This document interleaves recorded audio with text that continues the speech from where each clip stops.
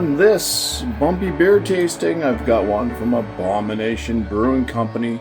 This one is coming out of North Haven, Connecticut through the 12% project there. This one is called Freedom, Wandering into the Fog.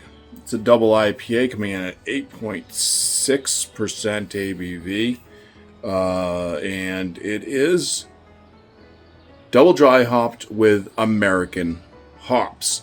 So it doesn't say what American hops, but yes, I would say this is for the 250th anniversary of the United States birthday anyway. So it's coming up on the 4th of July this year, 2026. So there we go. That's the can art. Let's go ahead and crack this one open. And it does not have a canned on date that I could see.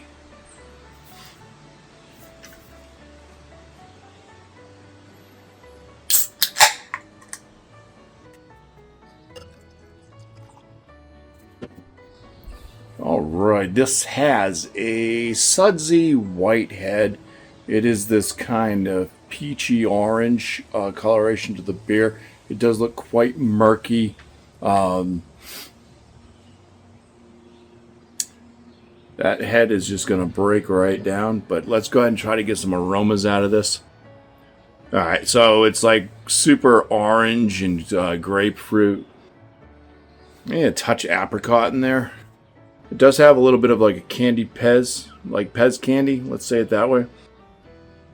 But yeah, I'd say mostly on the citrus side. Let's dive on in for the first sip, so cheers. Medium heft to the body. Does have somewhat of a smooth palate. Carbonation on this one, I'd say, is a little bit on the lower side. It is still carbonated. It does drink like pulpy orange juice. It is big citrus orange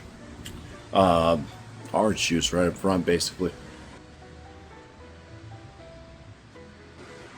Not much coming out of the malt. I mean, there is a touch of a maltiness to it, but it's pretty light profiled.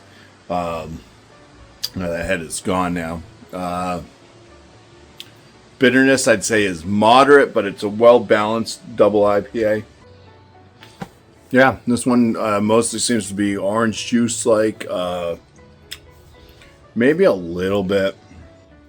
It gets a little bit grassy on the finish, going into the bitterness.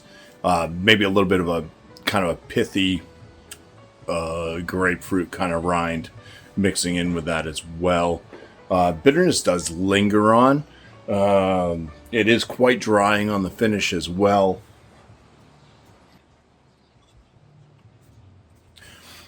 Yeah, it's just like an old school, like, I don't know, 1999, 2000 era type IPA, just going with that super citrus.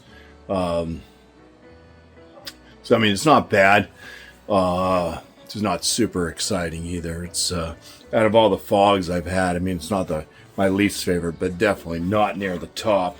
They've done a pretty good job with their fog series throughout, most of them anyways.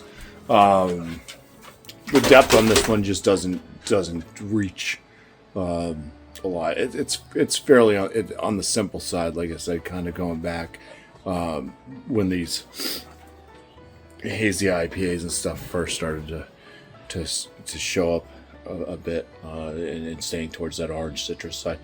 Yeah, I don't know.